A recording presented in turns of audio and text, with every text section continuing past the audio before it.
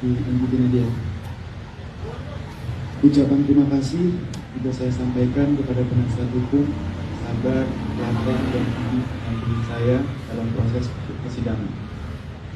Saya menghargai toleransi dan pengertian para penasihat hukum pada saya yang belajar maksimal di dalam ikhtiar agar terbentang jelas fakta-fakta yang sesungguhnya terkait dengan kasus yang didakwakan kepada saya.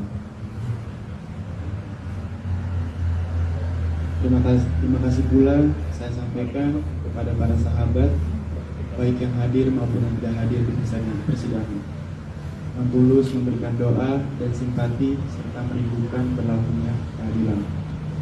Ketika Ali bin Abi Thalib ditanya tentang sahabatnya yang banyak, beliau menjawab akan menghitung jumlah sahabatnya pada saat terkena musibah. Terima kasih juga layak disampaikan kepada rekan-rekan wartawan yang selalu mengikuti persidangan ini, baik yang berani memberikan secara objektif dan berimbang maupun yang sudah dibekali dengan framing negatif. Tentu saja objektivitas sangatlah dimuliakan dalam kehidupan pers yang sehat dan bertanggung jawab. Yang mulia Majelis Hakim, yang terhormat Jaksa Penuntut Umum dan penasihat hukum, hadirin yang saya hormati. Pada kesempatan ini, izinkan sekali lagi saya menyampaikan permohonan maaf yang setulus-tulusnya kepada korban dan keluarga besar, juga kepada keluarga besar saya sendiri, karena saya menyadari bahwa musibah kecelakaan yang terjadi pada tanggal 8 Desember 2019 adalah benar kesalahan saya.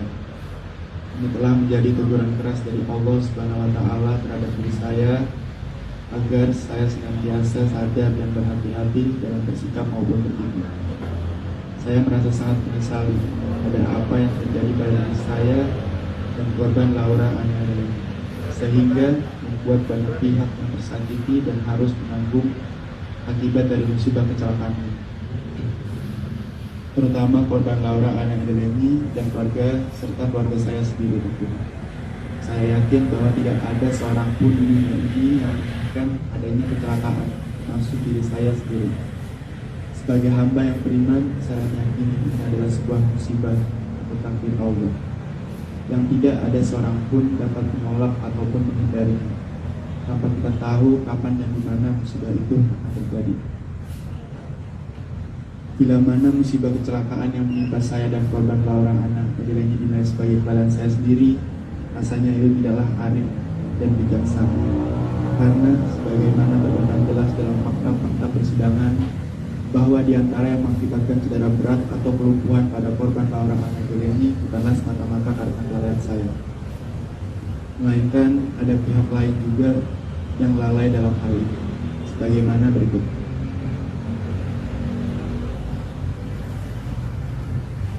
Bahwa korban Laura Aniaya ini pada saat terjadi musibah kecelakaan lalai dalam mengenakan sabuk pengaman atau tidak sempurna mengenakannya, sebagaimana keharusan dalam mengenakan sabuk pengaman.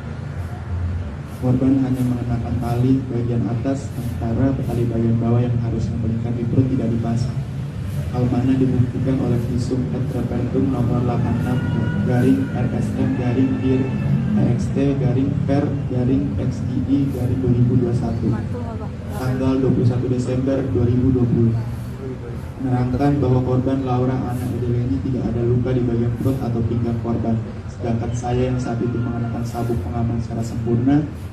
Sebagaimana keharusan dalam pemakaian sabuk pengaman ada luka lecet pada bagian perut, hal mana dibuktikan oleh keterangan visum et repertum nomor 86-RSM-PIR EXT -PER XII 2020 tanggal 21 Desember 2020.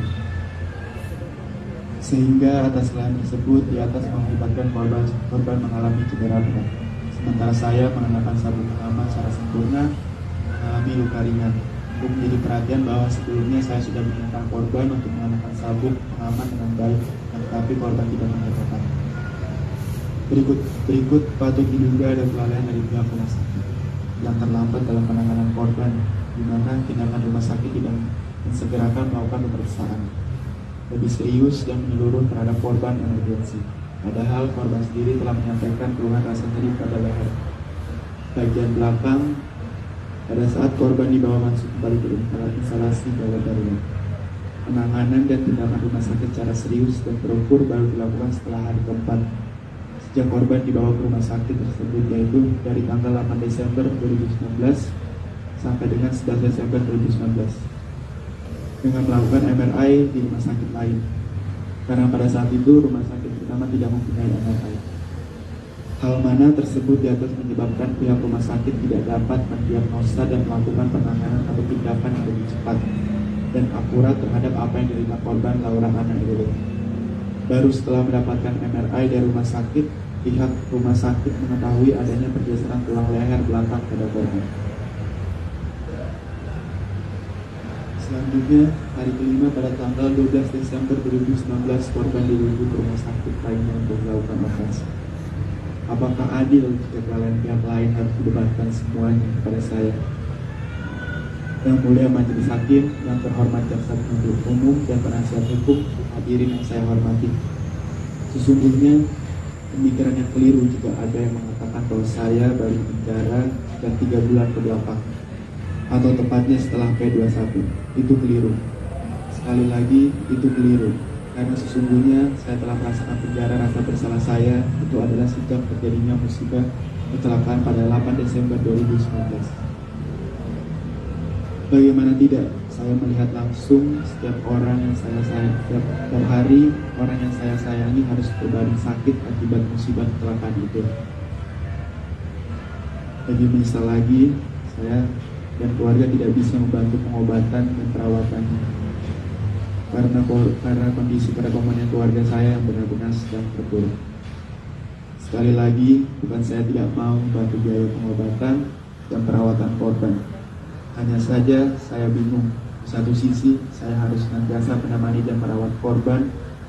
Di sisi lain, ada tuntutan dari pihak keluarga korban yang harus dipenuhi oleh keluarga saya yang sebenarnya tidak sanggup oleh saya penuhi.